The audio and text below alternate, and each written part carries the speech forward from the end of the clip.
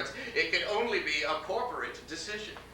Officer Tretyakov knew this. The unmentionable had to be discussed. I remember it vividly. It was like a staff meeting. We all moved back together again into the center of the cell. The discussion was calm, at least relatively so.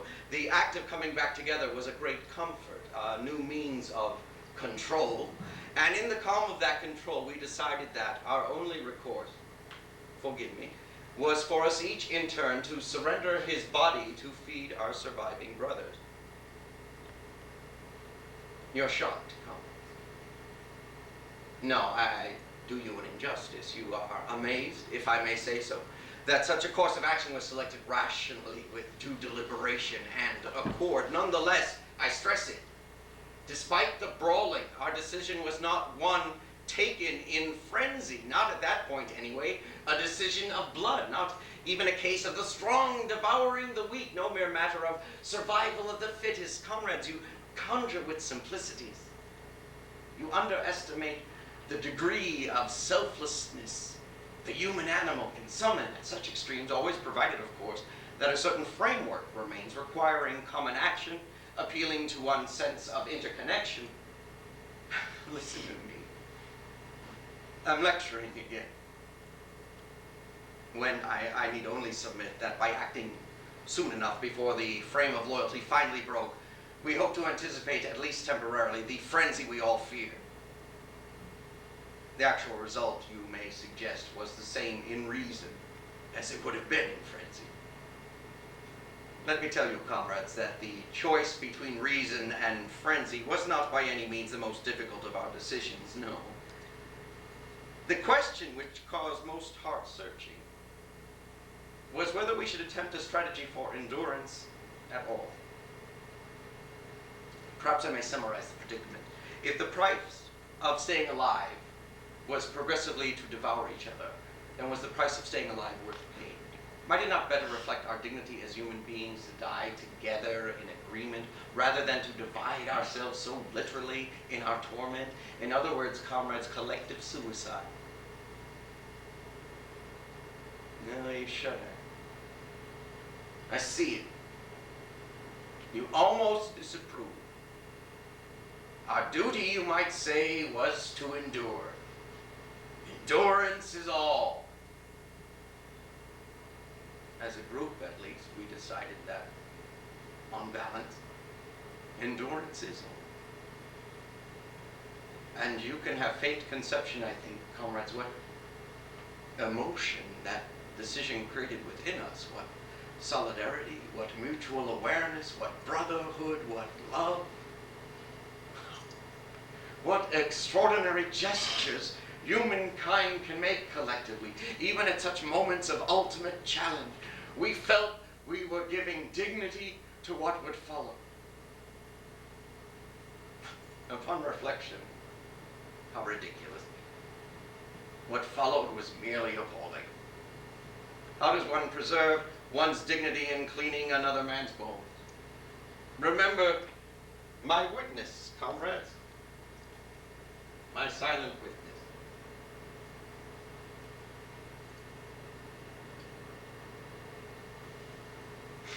If you'll pardon a further generalization, it also says what infinite capacity for self-delusion we humans also have. Let me say simply that we decided on the 11th day to draw lots to reckon ourselves. And that Officer Tretyakov arranged and held the hairs, and that in the way such things happen, the lot fell upon him. His own silvering hair was the one he had broken. His own hair was the one left in his hand, after we had each drawn in turn. And from that point onward, it seemed our situation had a new logic.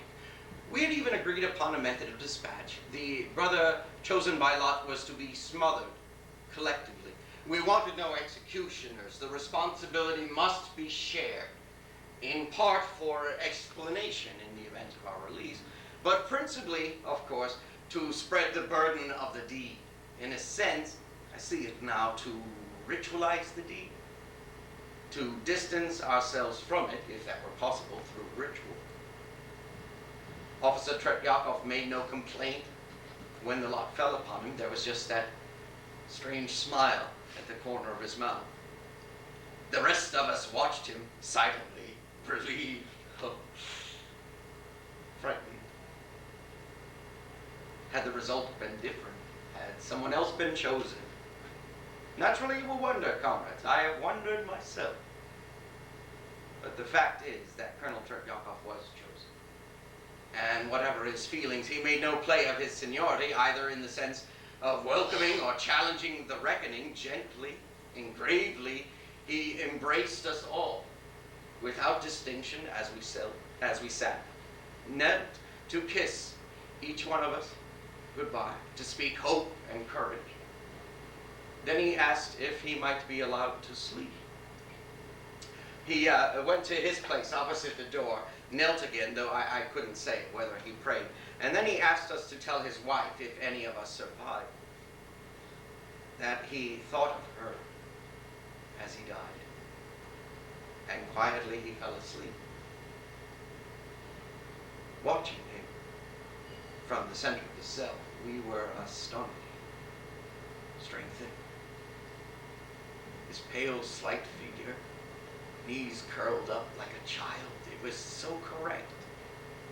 An act of love to confirm us, I interpret, in what we must do. We waited, listening for the measure of his breathing, and then we moved together, and holding his body firmly, we smothered our senior officer with our hands, covering his eyes, covering his whole face. We extinguished him like a candle, so softly, so quickly. It took just a few seconds. He didn't struggle. Only his body stiffened as he woke, then remained taut, then relaxed. We held him much longer than necessary to make sure. His beard, I remember, it was very thin and very soft. His body had scant hair. He was perhaps 40, perhaps slightly older. Of course, such sentimental detail is irrelevant. It may even be in your files. You will wish me to proceed, and I shall say in proceeding that Officer Tretyakov's death was the means of prolonging life for his brothers, yet at the instant the fact of it transfixed us. 1 minute he was asleep, and the next he was gone. And the difference, it was so marginal, and yet it was so awesome. All that had marked him out from us, his face, proportions, personality, all were redundant. Officer Tretyakov was dead, was different, was so awesomely still, so separate, that his stillness, his separateness diminished his living brothers, unutterably reduced us, dwindled us, shrank the life within us to a despair, an emptiness so total that it froze, it transfixed us. All I know is that we were in trance, and that in our immobility for a time, my own feelings were of despair. Fear, too. I confess it. Yes, fear. Fear above all, a freezing fear. And in that fear, a sense that what we were about to do, the self-preservation, could not possibly be worth the shame, the abasement it would involve. It was a failure of our brief cohesion. Our brother's death had made us singular again, and though we could not yet have known it, a new pattern of singularities was already emerging. Without common courage, we needed a singular courage, and it was my brother Reuben who supplied it. From courage, I say, not from hunger, not from desperation. We all shared his hunger, none of us shared his courage. For he it was who suddenly, without warning, without a glance at the rest of us, moved forward a little on his knees and bent over the colonel's body and began to sway. Comrades, to sway from side to side, rhythmically, his head and shoulders lowering a little at each arc until his face was brushing the colonel's body as he swayed, swaying, touching the skin, like some ecstatic comrade. Then all at once, as we watched him, he stopped. His eyes closed. And with the slowest, calmest deliberation, he bit into the flesh of the right chest. And then was still, as if in prayer, kneeling, bent, so still, for several moments. And then he raised his head, and he looked at us, each of us. He forced our eyes upwards from the wound, the hole he had made from the thin trickle of blood. And as we watched him, he chewed and swallowed what he had bitten, and then bent again to the same place. And one by one we followed him. Followed him. I confess, into a kind of delirium.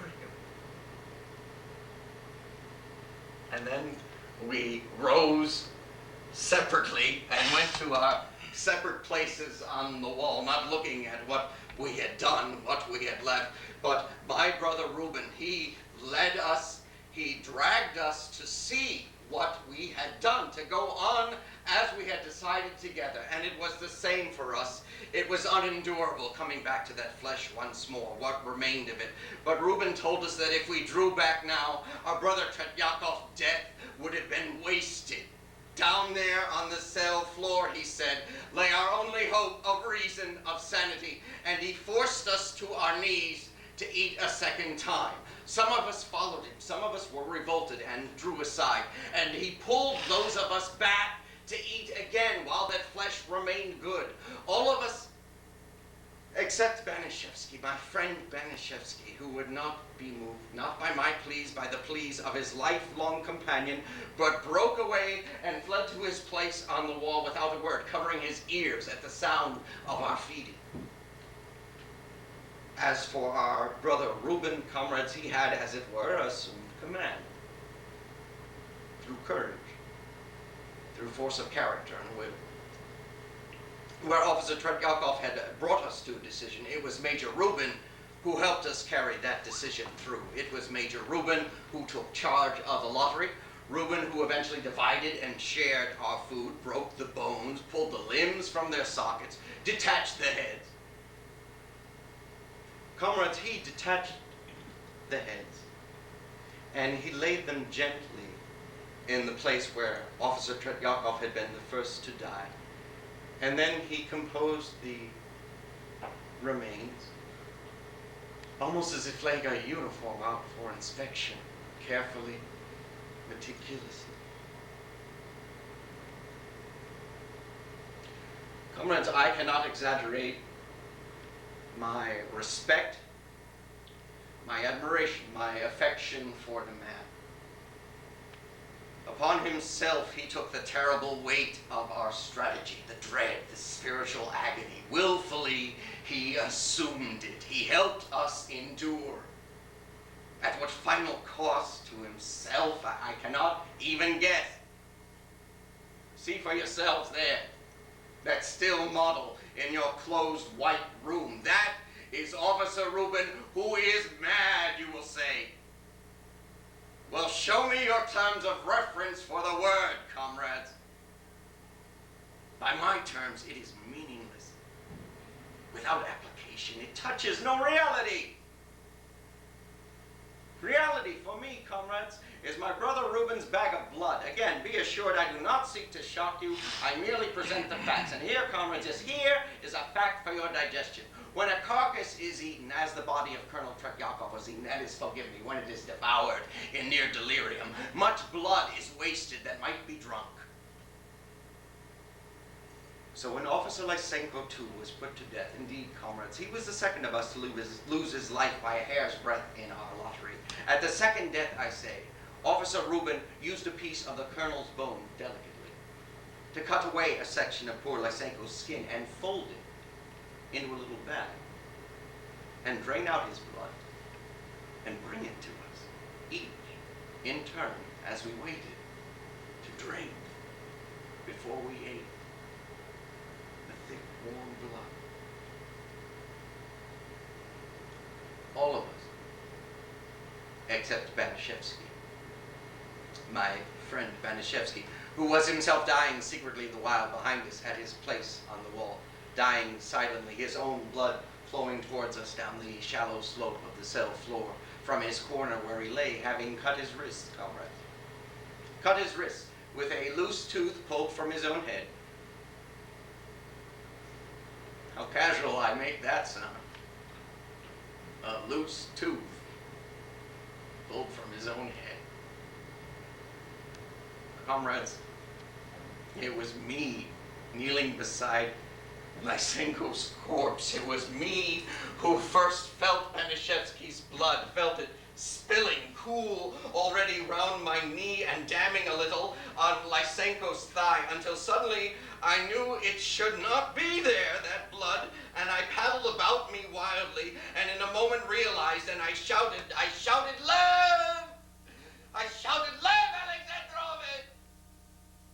And I scrambled across the cell towards him through his blood, but it was too late, he was dead, and I beat upon my dead brother, Banishevsky, I beat him with my fist, as he lay, until Reuben was beside me as I cried, and he lifted me away and feeling for a pulse, a heartbeat, and finding none and saying simply, he's gone, and this time I remember it precisely, I thought, it is not fair, he's gotten out of it again.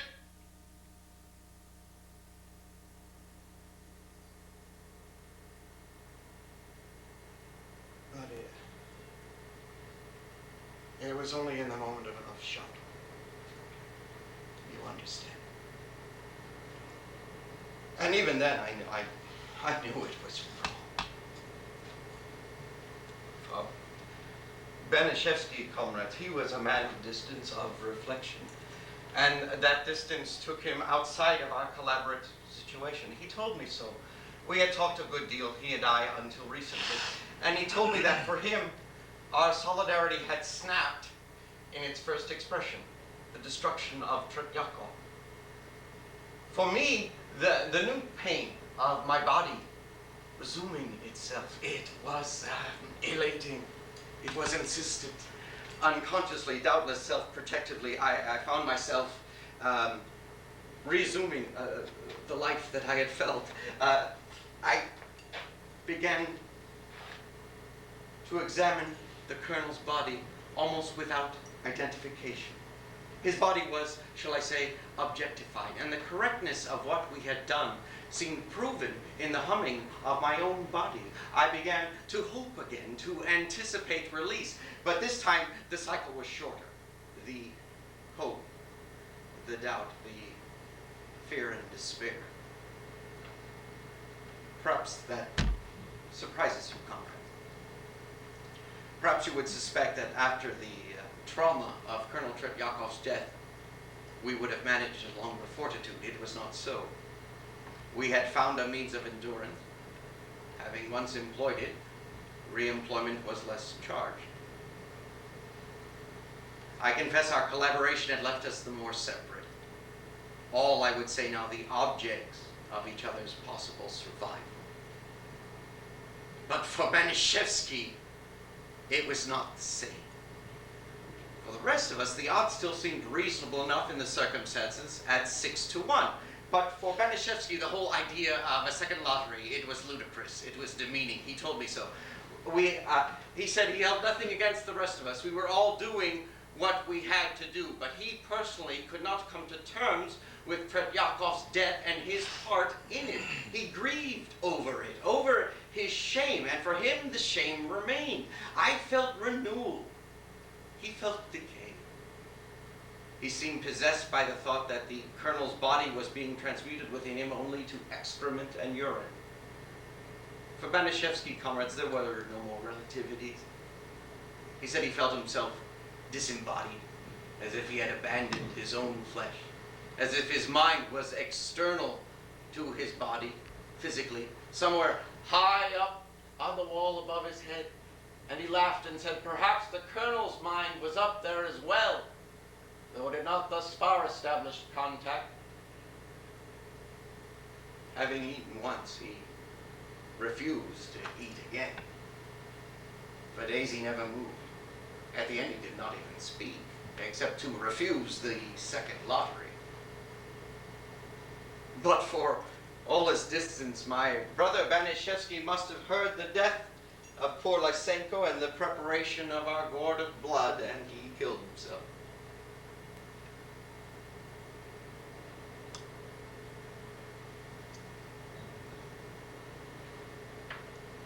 Lysenko, comrades, a mild, slender man, once a teacher, I believe, and short-sighted. His eyesight collapsed almost completely in the darkness, unlike my own. Once he told us, Banishevsky and me, that he had visited Ryazan as a child with his mother, a young widow, who was staying with relatives, by coincidence, in the very next avenue to that where his future wife was then living, as a girl.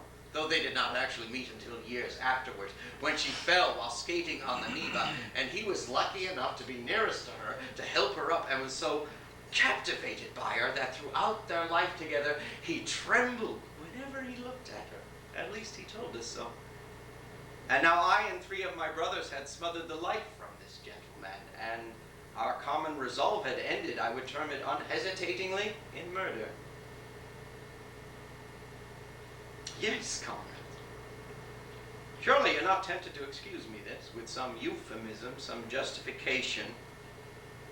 It was murder. Surely you're not going to say that Officer Lysenko condoned his own death, as it were, by joining the lottery, by providing a hair from his own head for the lottery.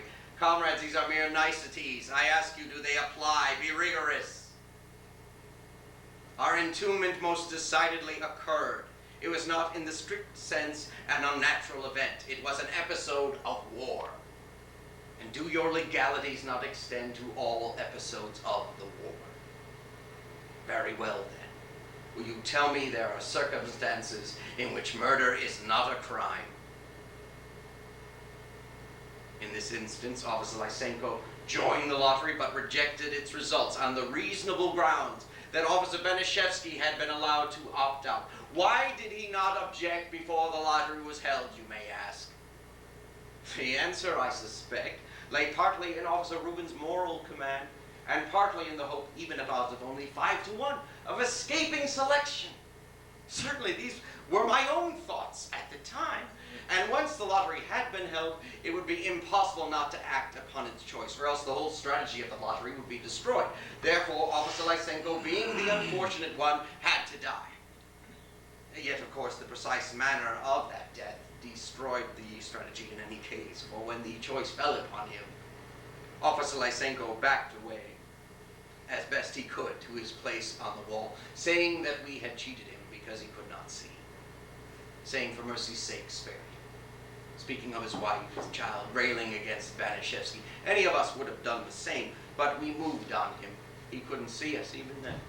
And we held him the harder as he struggled, and pressed his mouth to stop his screams, and so part throttled and part smothered him, as we had the Colonel Tretyakov, but so differently that having killed poor Lysenko together, we could never trust each other to act in common again.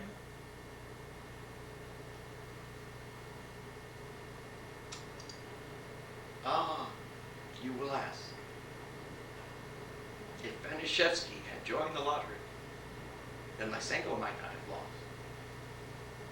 Or if Banishevsky had killed himself an hour sooner, there need not have been a lottery at that point, and future lotteries might have spared Lysenko to stand here where I now stand before you. Why, you might say, did my brother Banishevsky, having determined upon suicide, not offer up his death as a sacrifice on behalf of his fellow sufferers? And I shall ask in reply, by what ordinance do you demand that a man's death shall be as useful as his life? Isn't even a man's death his own? Self-sacrifice. That was the response eventually of Officer Block. But for Officer Banishevsky, wouldn't it have been death on his brother prisoner's terms, not his own? Is that why he spilled his own blood as we were gathering the blood of Officer Lysenko to register the singleness of his death, the disdain, the defiance? Believe me, comrades, I cannot tell. For in his last days, I, his childhood friend, knew Officer Banishevsky less than the others knew him, and the others knew him hardly at all. Perhaps you will accept, therefore, that I simply present the fact, as I recall. And the relevant fact here is that suddenly there were only 4 of us alive. Only a day after my brother Banishevsky's suicide, I was eating his flesh as discriminately, as fastidiously as I had finally helped devour the colonel himself. Forgive me, I say this not to shock, not in remorse, but as an undeniable fact. Mentally, emotionally, I had made the necessary adjustment. Physically, we all 4 remaining, soon had sharpened bones to eat with, while our brother Reuben was developing the most remarkable surgical skill. But our adjustments were divisive. Well as we fed, we rarely spoke now. Even Reuben, the encouraging Reuben, gradually turned inward on himself. Further lottery was out of the question. We knew that. And none of us knew. But each of us wondered what the next mode of decision might be. Suddenly, it was on the morning of the 40th day, by my counting. On that morning, our brother Block made what amounted to an announcement in the circumstances, saying that he personally had at last concluded that our situation was hopeless, that we could expect no reprieve, that he could no longer see any agreed way of retaining our dignity, that we were again almost afraid to sleep for fear of each other, that a pact, a collective suicide was out of the question because we now lacked the collective trust for such a step, and because he, in any case, would never contemplate taking his own life, but that some initiative, some personal initiative was required, since he felt we had all lost the will to endure, as if we had all unconsciously begun to desire an end, a termination. Therefore, he proposed that he should accept what the lottery had brought to Tretyakov and Lysenko, that he should lay down his life to reduce our dilemma. For he, at least he said, could now cheerfully do so, in the reasonable hope of salvation thereafter. A hope which, though he recognized its risk of delusion, though he accepted its willfulness, it was nonetheless real to him at that moment, despite all that he had undergone. Thus he would ask us that we permit him the solace of final prayer for us, as much as for himself, and then do with him as we would, thereby allowing what he frankly admitted was his release from a trial that had become intolerable. It was, I think, an extraordinary statement. But now, comrades, in reply to his proposition, no one said a word. Not Reuben, not I, not Luvian.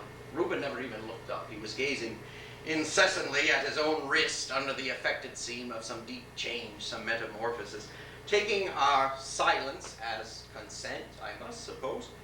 Officer Block knelt indeed to pray and remained kneeling a good hour, utterly still and silent. Then rose, blessed us, hoped salvation for us, if not on earth, then elsewhere, kissed us goodbye, and then laid down in the center of the cell and fell into some sort of trance. At least I now take it to a bed so. None of us moved to it. None of us moved at all. Frankly, for some inexplicable reason, we ignored it. All I know is that I woke up